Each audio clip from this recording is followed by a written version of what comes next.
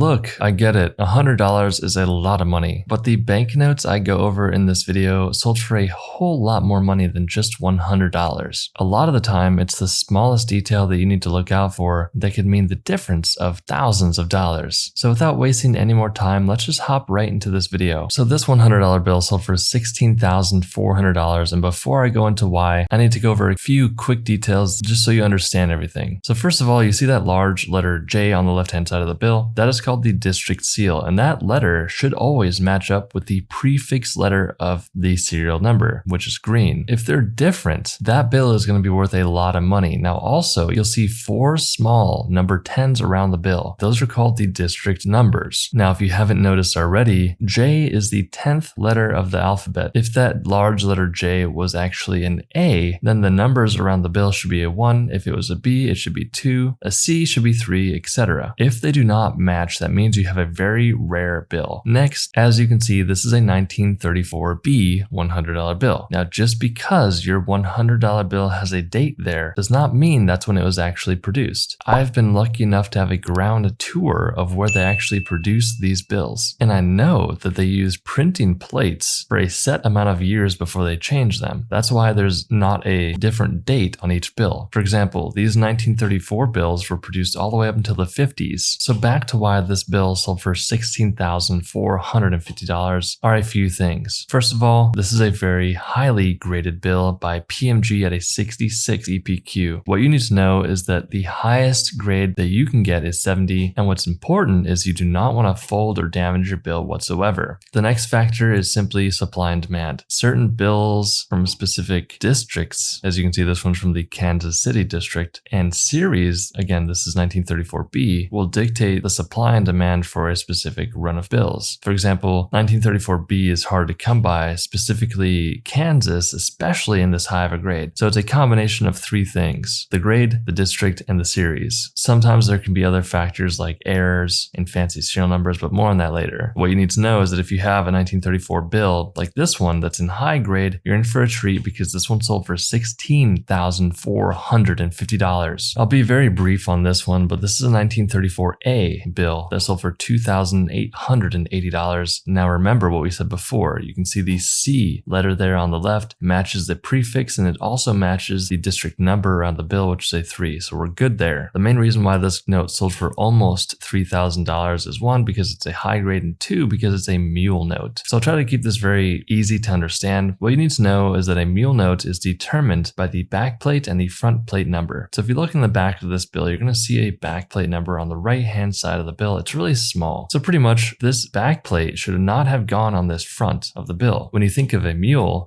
is essentially a horse and a donkey. That's pretty much what you have here. You have the wrong front and the wrong back together. When they were producing these bills, they never meant to put these two together. You can see PMG calls this a mule note because the back plate number is 80. Now, depending on the range of the back plate number will dictate if the note is a mule or not. And each series has a different range depending on if the Bureau of Engraving and Printing messed up or not. So this bill sold for $8,225. Now, these are pretty cool. I used to collect quite a bit of these in the lower denominations, but pretty much what you have here is, if you haven't noticed already, you can see that instead of there being a large letter on the left-hand side of the bill where the district seal is, there's a large number. These are what collectors call numeral type bills. Now, you'll only see these in 1928 when they first started producing these small-sized Federal Reserve banknotes. To keep it very brief, what you need to know is that if you have a number on the left-hand side of the bill instead of a letter, it's going to be worth more money. Let's do our check again. You can see there's a 5 and there's also 4 number 5s around the bill. And also E is the 5th letter of the alphabet, so everything matches there. But to get this high of a grade in a 1928 bill is pretty challenging in this numeral type variety, and that's why this bill sold for $8,225. This $100 bill sold for $4,560, and here's why. So if you have not noticed yet, this is an ascending ladder serial number bill. You can see the serial number starts with 1 and then it goes all the way up to 8 consecutively. Now remember earlier we talked about mule notes. Here's the reality. The Bureau of Engraving and Printing really increased their quality control on these bills, so mule notes are far less likely to occur simply because they have a lot more technology than they used to have. But if you look at the back plate number of this bill, if it it was to be a mule note, then the range of that would be incorrect based on what should be there. Now, a lot of this information is public in terms of what ranges are for what mule notes. Essentially, what you need to know is that on these specific, more modern $100 bills, you're not going to have to worry about mule notes unless I make a video saying otherwise. Now, another area to look on this specific bill is the front plate number. Now, you'll see a front plate number on top right there. You'll see the D with no letters before it. And then on the left-hand side of the bill, you'll see that front plate number is a D. And then you'll see a small FW before that letter D. That FW stands for the Fort Worth facility where they produced this specific bill. Now, here's the thing. If that did not have an FW there, that would mean it was produced at the Washington, D.C. facility. Now, I'm going to add one more layer of complexity here, but I'll keep it simple. Let's say you have this specific bill from Fort Worth. If you were to find the exact same serial number, but it did not have the FW there, and you had both, that means you'd have a matching pair that should not exist. Essentially, Fort Worth and the Washington facility pretty much always make sure that they do not produce the same serial number range, but that does happen from time to time. So again, if you have a small FW on your bill, that means it was produced at the Fort Worth district. Again, this bill sold for $4,560. I won't spend too much time here, but same thing here. This is a Fort Worth facility produced bill, and this, instead of an ascending ladder, it's a descending ladder that sold for $3,360. Condition is not always as important. You can see this $100 bill right here sold for $4,993. Now, I love seeing bills like this because this tells me that there are still chances of being able to find rare bills like this one. Now, as you remember from before, this is a numeral type bill, but on top of that, there is a star at the end of the serial number. I'll keep this very brief, but during the printing process, if there's an error on a sheet of bills, a quality control manager will destroy that sheet and produce a new sheet with stars. This is a way for the United States to keep track of what's being produced and making sure that they're, one, producing the correct amount of banknotes, and two, that there's no theft going on in the facility. But you can see this $100 bill is pretty beat up, but it's still sold for $4,993. This $100 bill sold for $7,475, and here's why. So this is what people call a specimen note. Now, essentially, what happened here was the Bureau of Engraving and Printing produced specimen notes for all the denominations, meaning $1, $2, $5, etc. And what they did was they gave these specimen notes to banks around the world that accept US paper currency. The reason for this is because they wanted to make sure the bank tellers knew exactly what a genuine bill looked like. Now, it's important to know that these are not legal tenders. So if you tried to spend this at a store, first of all, it's a bad idea because you're missing out on thousands of dollars of collector value. And two, the federal government would not be happy with you handling a specimen note and trying to sell it unless you're a collector. Now, one last thing I'll say is that there's some bad people out there that will try to manipulate bills and add a stamp like this to say, hey, I have a specimen note, when the reality is they don't. Now, there's two surefire ways to tell if you have a real one. First of all, nearly every specimen note I've personally seen has had a fancy serial number, whether that's all ones, all zeros, or in this case, an ascending ladder serial number. Next, you're going to have to get it certified. That will give the collector the assurance that the specimen note they're buying is indeed genuine. This one was created by CGA, who's no longer around because of some bad business practices that they followed, but PMG and PCGS are the leading grading companies in the world, so I would highly recommend going with either of those companies. But let's go to the next bill. Just showing an example here that this can happen on even more modern bills. This one from 1996, and yes, that is in the world of paper money, that is considered very modern. This bill sold for $5,875, and you can see again that it's an ascending ladder serial number. I won't spend too much time on this one, but this $100 bill sold for $7,200, and mainly because it has a solid number 8 serial number. Now, an important piece of information to know is that the number 8 is actually highly sought after in some Asian countries. I believe it's considered to be a lucky number. You can actually see some of the wealthy people in these countries will have license plate numbers that are number 8s. Overall, it's just a very collectible number. So this is a combination of a solid number serial number as well as it being an 8, which is a lucky number in some countries, and that's why this one sold for $7,200. I'll be very brief on this one, but this $100 bill sold for $223,250, and here's why. Pretty much this is a 100% genuine real bill. This is considered to be a gold certificate bill. What you need to know is back in the day, you could take this $100 bill that's a gold certificate certificate, bring it to a bank, and exchange it for equal value of gold. Such a cool concept, and it's unfortunate that it no longer exists. But again, a genuine bill. The reason why it sold for so much money is because it's a star note, which is very hard to get with these gold certificate bills, and it's graded at a 63. A beautiful example. If you have one, you got to get it certified. You have to make sure that you're not getting scammed and ripped off. Go to a couple collectors or high-end dealers or coin shops that are all going to be able to help you out. Get the opinion of at least 3 different people so you know you're getting the true value of your bill. Again, $223,250 for this $100 bill. This $100 bill from 2006 is a solid number 1 serial number, and it sold for $7,200. Again, I'll be really quick. This bill sold for $305,500. So before the typical small size bills that we're used to seeing, they had these large size bills. Now, this was during the Confederate era. This bill was produced in 1863. Now, back then, high denomination bills like $100 were incredibly hard to come by. Not many people could afford to own a $100 bill. It was typically meant for the extremely wealthy people that handled bills like this. What you need to know is that if you have one like this, there's a possibility that it is indeed a fake bill, simply because there's so much incentive for bad people to try to replicate something like this. But luckily, it's hard to reproduce a bill like this, especially if you're sending it to a third-party company like PCGS or PMG, who knows exactly what to look for. What you need to know is that if you have one, it could be worth a lot of money, because this one sold for $305,500. This bill sold for $28,200, and here's why. So as we know, this is 1928, the first year they produced these small size legal tender Federal Reserve notes. This is a numeral type. Remember, you have the large letter 3 there. It can be different numbers there. It doesn't need to be just 3. It graded very highly by PMG at a 65 EPQ, 70 being the highest. Another factor is that this has a relatively fancy serial number. You can see there's only 3 different numbers. You have 0s, 1s, and 4s. Some people like that, but I'd say the main reason why it sold for so much money is because it's a numeral type and it graded very highly, and that's why it sold for $28,200. If you enjoyed this video, then you'll definitely enjoy the video on the screen. I'll see you in the next one.